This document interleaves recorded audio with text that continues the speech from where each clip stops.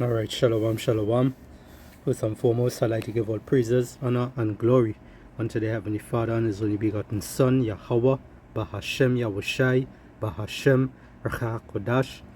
Double honors to the elders and the apostles of the great millstone who rule well. Peace and salutation to the hopeful elect. This is your brother Ahmad Bayan coming to you with another video through the spirit and power of Yahweh, Bahashem Yahushai, Bahashem Rcha Kodash. Alright. A little update here on the things that happening in the Caribbean. Alright, and we know that Yahweh Bashim Yahushai is in the midst of all this, and he is the one that's stirring up the battle. Alright, causing these different nations to come against each other. Alright, and we know that, you know, the MOTB, right, which is the mark of the beast, the RFID total chip, you know, has take place before ＷW3 kicks off. Alright, but we see in the downfall of these heathens. We see in the downfall of the head tribe, you know, of Esau Edom. You know, we see in the downfall of Esau Edom on the whole. Alright, the wicked, who they are. Alright, you know, the Lord tells us to measure the time diligently in itself. You know, I'll come back to this just now.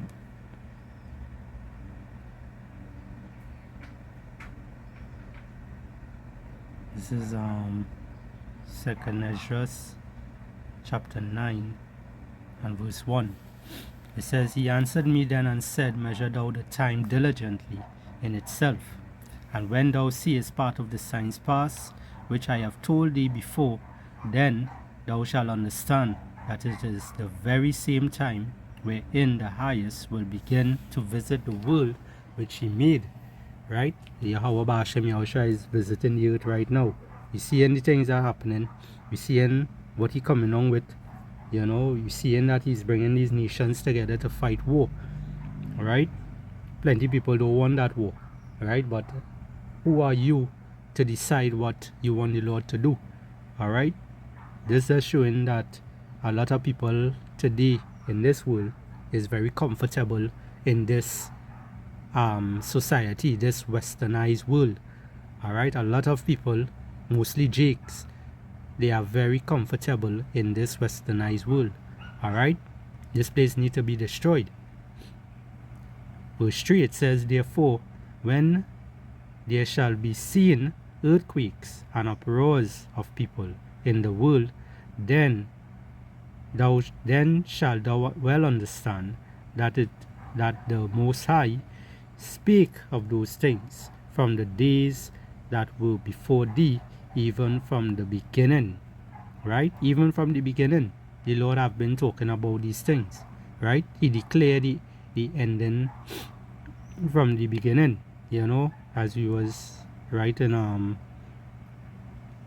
Isaiah 46 here.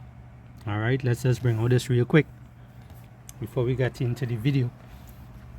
This is Isaiah 46. We start from verse 8. It says, "Remember this and show yourselves men, and bring it again to mind, O ye transgressors. Remember the former things of old, for I am power, and there is none else. I am power, and there is none like me." Alright? It says, declaring the end from the beginning and from the ancient times, the things that are not yet done, saying, "My counsel shall stand, and I will do all my pleasure." Right? The Lord is doing all this pleasure right now. The Lord counsel is going to stand at the end of all this. Right? The Lord is going to bring destruction, calamities upon this wicked place. Right? And this is what we see happening. Alright? The Lord is a master chess player. When you're playing chess, you know, it's something that it might start hot and sweaty at the beginning, but when it reaches to the middle, coming on to the end, you know, is a lot of strategy is be taking place, a lot of you know, things might simmer down a little. You might tell, you know, it might look a little boring coming on to the end, you know, coming on in the middle there, because, you know, it have a lot of strategies taking place. You know, it might get silent, it might look like if it calm down before someone make a next move, because they strategizing, right? That's basically what taking place there, right? But the Lord already know how it's taking place, how it's going to end. All right, this is the Lord's movie. All right. So with that being said, let's go into the video here. Government has approved the use of local airports by United States military aircraft to conduct what it describes as logistical activities. It's a decision that has sparked strong criticism from the People's National Movement, which it claims cements the country's status as a satellite state of the United States. Meanwhile, experts are divided on whether the government's announcement is a cause for concern. Akash Samro has more. The major announcement came in the fourth paragraph of its media release. The Foreign and CARICOM Affairs Ministry confirming that a green light has been given for U.S. military aircraft to use this nation's airports in the coming weeks. And Salakia for posting it. You know, you had to remember to this Oreo cookie guy, you know, Dr. Keith Rowley, you know, he when he was in power, you had to remember that he also allowed the US, you know, to sign a paper that they are allowed to come into the country, you know, to do training and all these different things, right? Now, that being said, you know, some of y'all might say, well, is he? You know, those are you in this, who from Trinidad and Tobago here, you know, you ignorant fools. You know, who don't understand how governments does work and whatnot. You know, these people are working for the same people, right? They're getting paid by the same people, right? Doesn't matter what government, you know, what party it's from and whatever the case may be. At the end of the day, they all from that same bird, all right? I always mention it. Is a bird with different feathers on its body, all right? Doesn't matter if the feathers is a different shade or color, right? It's from the same bird, right? So don't matter where the bird, you know, the bird represents Esau, right? Don't matter where the bird goes, right? The feathers on the bird, it's intact with it, you know, and the feathers on the bird, it represents the different governments around the world. All of them is in this together, right? Everything has one agenda, all right? The release went on to say that the U.S. advised this country that these movements are to facilitate supply replenishment and routine personnel rotations. Naturally, we had several questions for Minister Sean Sobers, such as how long has the government given this permission for, how many aircraft will be coming, and how many U.S. military personnel are in Trinidad and in Tobago. Minister Sobers responded to none of them. Those same questions were sent to Prime Minister Kamla Persad-Bissessar, who would only say that this is a routine cooperation between the U.S. military and our national security agencies. The PM did not respond directly to any of the other questions. Now, former Foreign Affairs Minister Dr. Amory Brown called the media release deceptive and added that there is nothing normal about the latest arrangement with the U.S. It simply takes Trinidad and Tobago a further step down the path of a satellite state which has dismissed CARICOM and international law and embraced a might is right philosophy. International relations expert Dr. Anthony Gonzalez, meanwhile, said this is sending mixed signals. Dr. Gonzalez said, on one hand, the Prime Minister says this country will not be used as a launching pad to attack Venezuela, but the government's activities indicate otherwise. We have to think in terms of how the Venezuelans are looking at this. They are looking at this and they are saying, well, you know, American planes are landing here, they are refueling here and all of that, and things are relying Tobago, and they're looking at that as you are supporting the Americans and you're assisting the Americans to be able to attack. But another IR expert, this time Professor Anthony Bryan, believes there's nothing to be concerned about here. I don't think Venezuelans would be worried about that. They know that the TNT is an ally of the United States. They keep a watchful eye, but that's nothing for them to get excited about.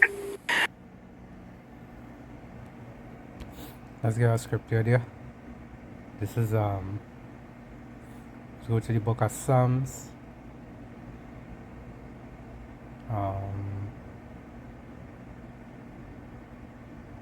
Chapter 118 and verse 8. It says, "It is better to trust in the Lord Yahweh than to put confidence in man." Because man ain't gonna help you in this whole thing here, right? You're putting confidence in these politics and whatnot. You're putting confidence in your governments, which these governments, they are not for the people. They were never for the people. They were just set there to keep the people in a blind state of mind, to keep them busy, on the things that is not important, right? Because the elites, they're always in the background, in the shadows, plotting up this scheme, what it is they want to accomplish, all right? Making sure that their plans, it goes according to plan, right? So the government there is to basically keep the people in that bedtime story kind of act, right? Psalms 118 again and 8, it says, "It is better to trust in the Lord Yahweh than to put confidence in man." It is better to trust in the Lord Yahweh than to put confidence in princes, right? So don't put your confidence in these people, right? These people cannot help you, all right? When you come back to this truth, you're supposed to trust and believe in Yahweh Ba'Shem Yahushai, right? Because he's the one that controlling all these things, right? Man's going is of the Lord. How a man could understand his own way, right? Let's come here. This is Isaiah 13.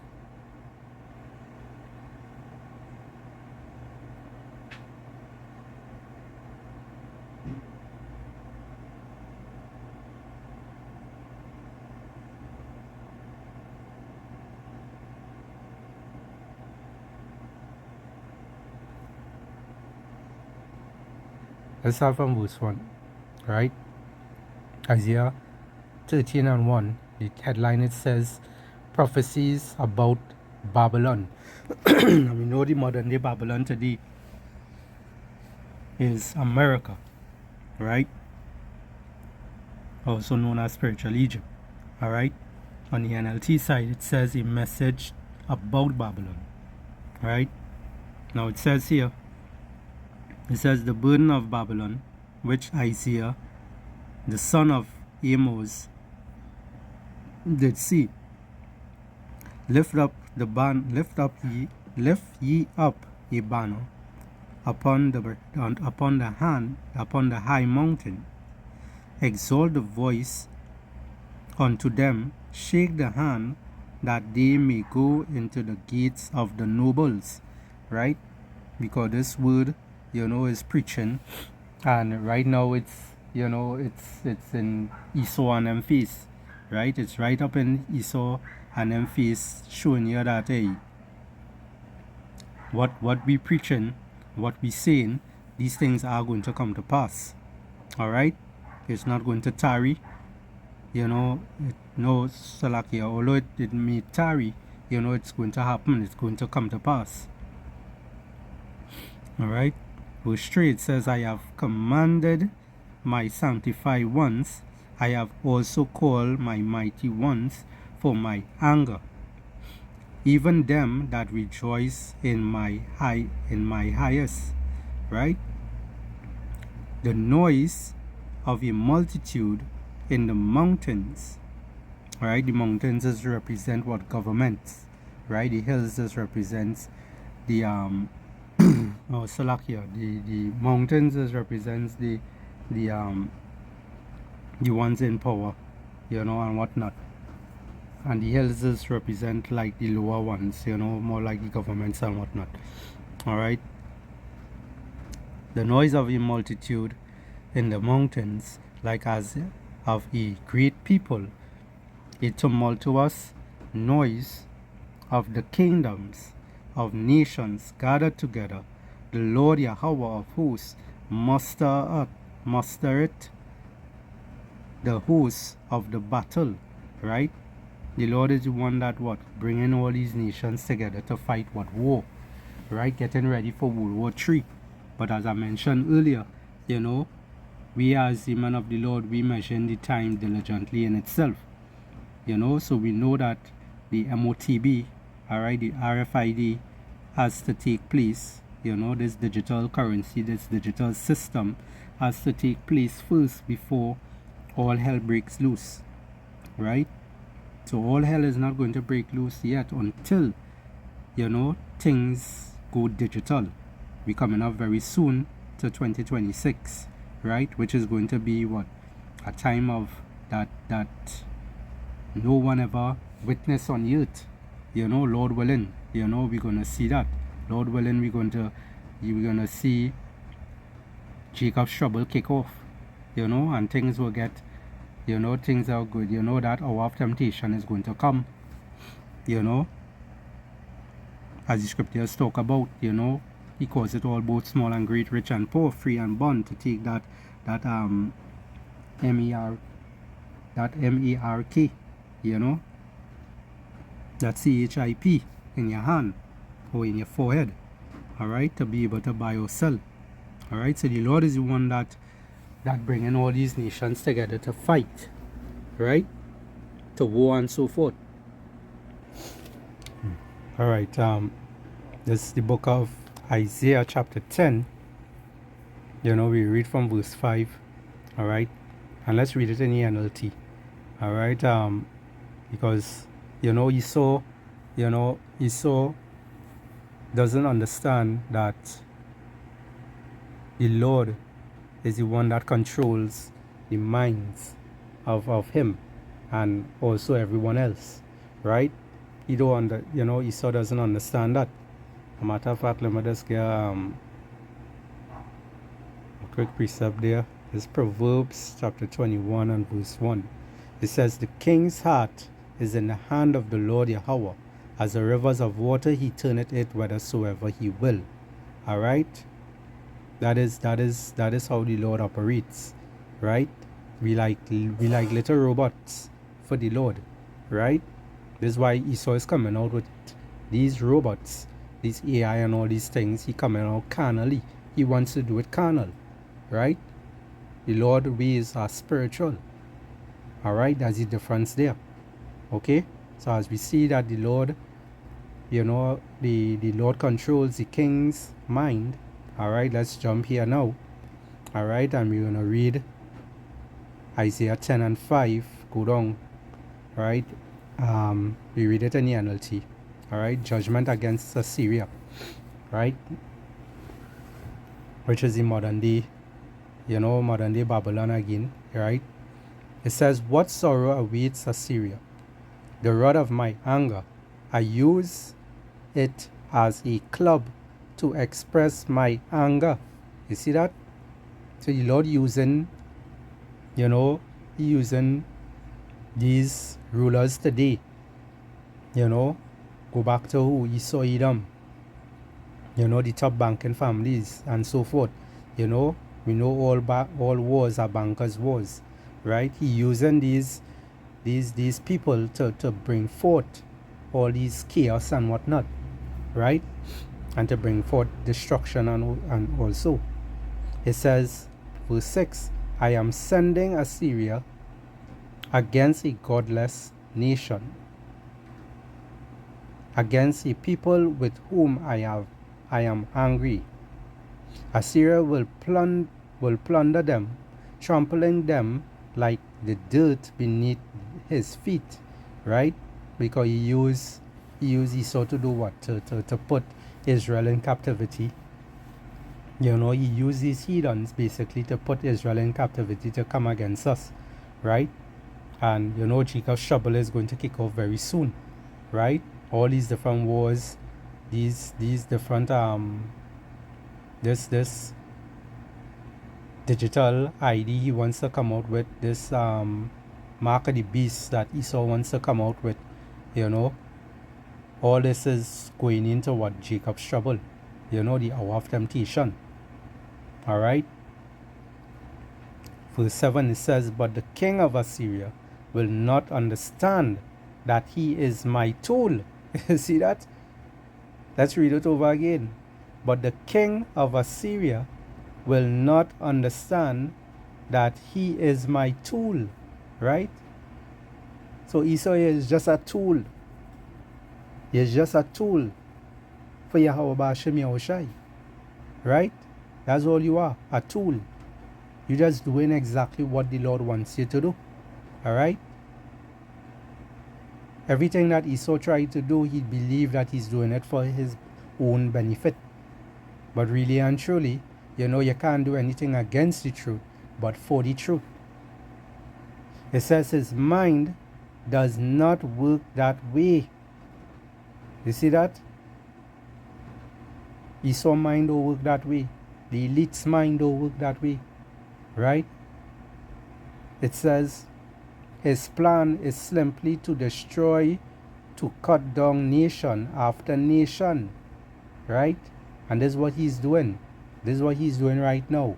He's trying to bring all these different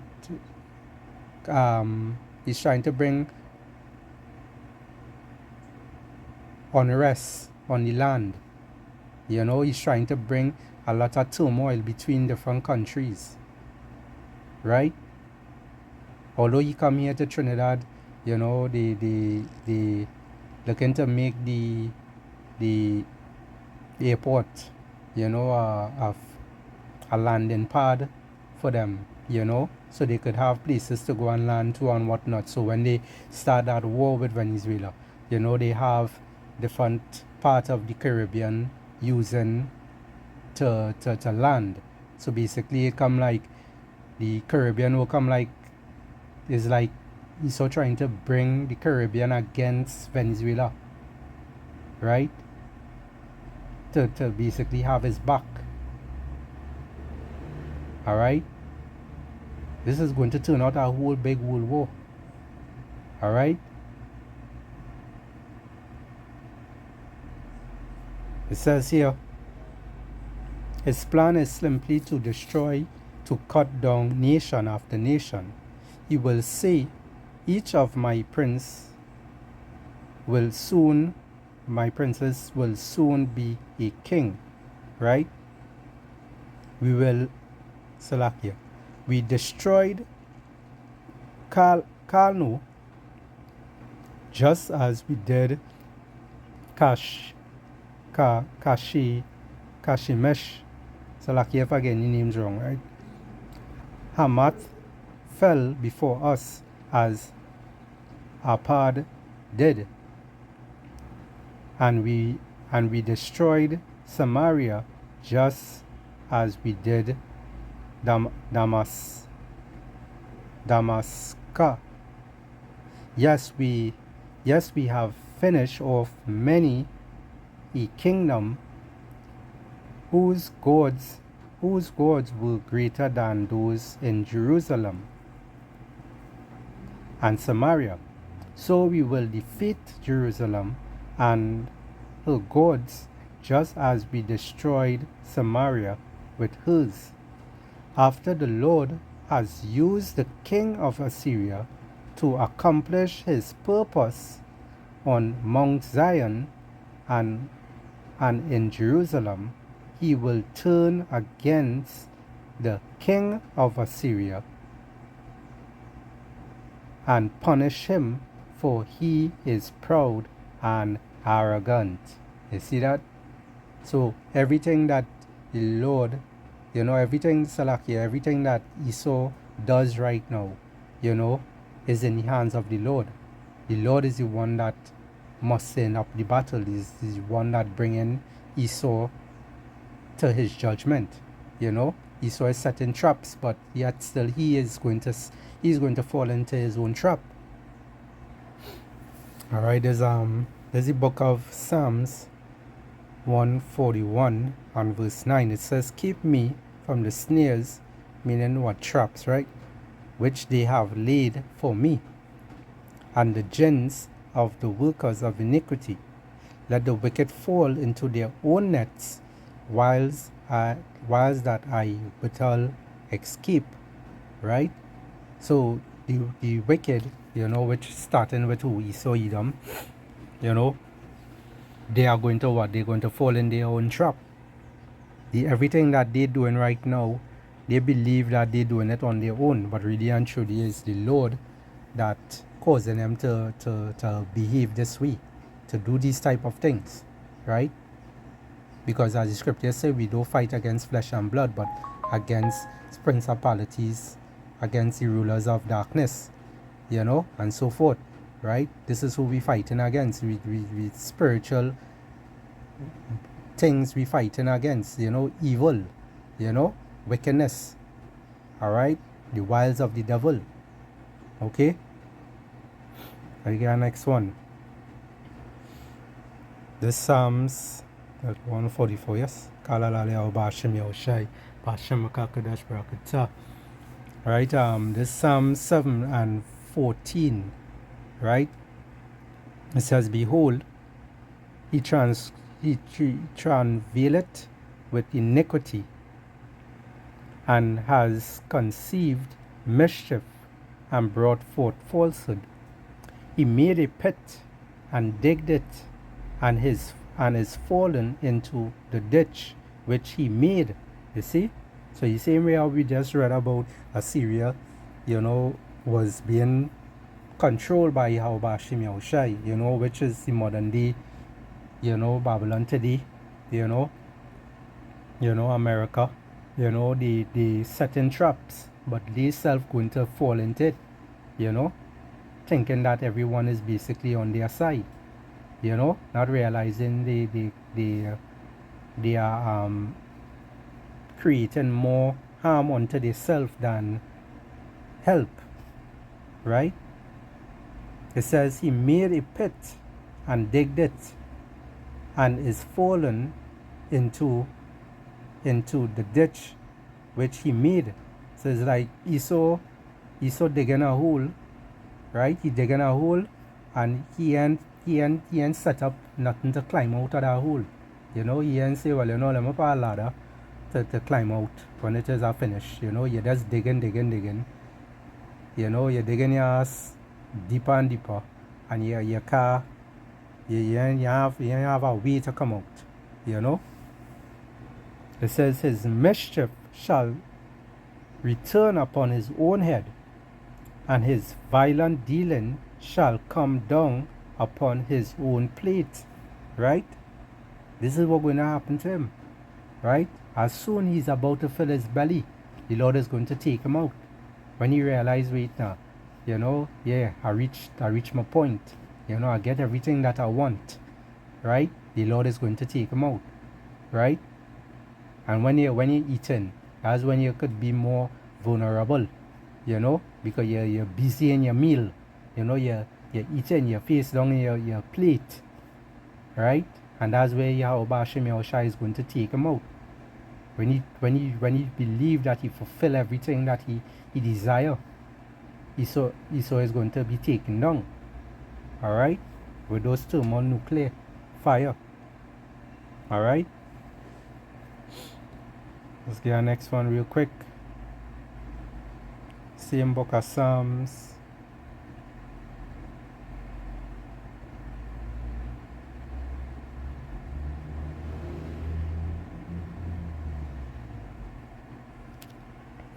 Alright, there's Psalms 35 verse 5. It says, "Let them be as chaff before the wind, and let the angel of the Lord Yahweh chase them." Right? That wind, that is coming to hit Esau, Edom, Babylon the Great, aka America, is that destroying wind. You know, that's one of those winds that is coming to destroy Babylon. It's going to sweep them away, right? Let's read it in the NLT. It says, blow them away like chaff in the wind, a wind sent by the angel of the Lord Yahweh, right? It have the angels of the Lord that are holding back the four winds, right? The four winds, you know, that the four winds goes into what? The missiles, right? Time and time again, Esau has been trying to launch missiles, you know, all these different countries, you know, even Russia and them, you know, they're trying to launch missiles at each other, but it wasn't that time yet. So the Lord has his angels on the four corners blocking those missiles from launching, you know. Sometimes you will see videos where they shoot the missiles and the angels of the Lord, you know, the chariots of the Lord, you will see them fly, you know. Those of you might wonder what is those chariots, is what you always ignorantly call UFOs today, right? They are chariots of the Lord, right? And they fly around and they, you know, they will shoot you will see the laser beam come out and hit the missile and cause them to fall, right? Because why? It's not that time yet, right? You know what? Let's go to the book of Revelation first, right?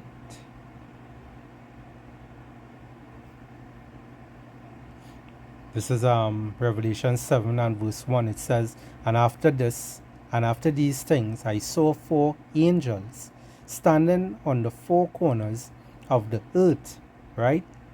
Standing on the four corners of the earth, east, west, north, south, right? Holding the four winds of the earth, right? Talking about what? The missiles, right? That the wind should not blow on the earth, nor on the sea, nor on any tree, right? The sea, the tree, talking about what? The people, right? Scripture talk about I see people as like trees, you know. That's when Yahushai was healing the blind man, you know, and asking him if he could see. The first time he say, you know, he's seeing people look like trees, right? You know, that's roughly paraphrasing. Alright, the sea also talk about represents the people on the earth, right? Right, so let's jump back to Psalms, right? And let's go back again, verse 5. Psalms 35 and 5, it says, let them be as chaff before the wind, and let the angel of the Lord chase them. Let their way be dark and slippery, and let the angel of the Lord Yahweh prosecute them, right? For without cause have they hid for me their net in a pit, which without cause they have digged for my soul. Let the destruction come upon him at unawares. Alright, so everything that Esau doing right now, you know, he thinking that everything is going to happen the way that he wants it to happen, but really and truly it's going to happen the way the Lord wants it to happen. Alright, it says let the destruction come upon him at unawares, right? And you know, one of Esau's destruction, his main destruction, is going to be by the hands of Yahushai HaMashiach, who the world is ignorantly called Jesus Christ, right? A lot of people looking forward to see a white man with blonde hair, blue eyes, riding upon a literal horse in the sky, you know, which horse represents power. The Lord is coming back on a massive chariot, all right? A fathership, not a mothership, a fathership, right? That you wouldn't be able to you wouldn't be able to see the beginning of it, and you wouldn't be able to see the end of it, all right? It's like watching a blue sky, you know, during the day that has no clouds in it. You're just watching a blue sky. You cannot see the beginning of the sky, and you cannot see the ending of the sky. That is how big the chariot of the Lord is going to be, And that is what Yahweh Shai coming upon, right? As the scriptures say, behold, he cometh with clouds, and every eye shall see him. Alright?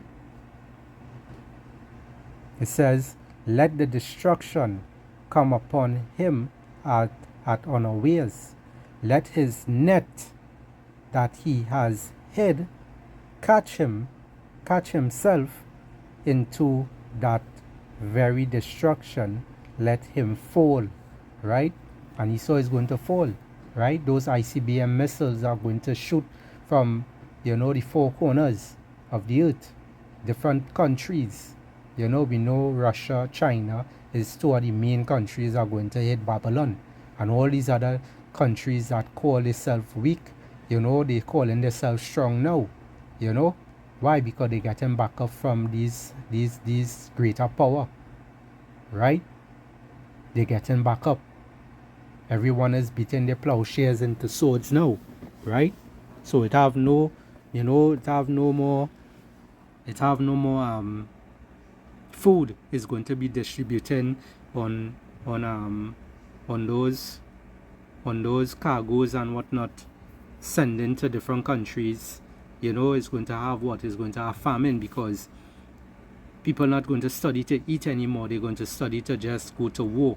They're going to study to try to survive. They're going to try to study to bring forth peace, But really and truly, you're not going to get peace until Yahweh Shai return, right?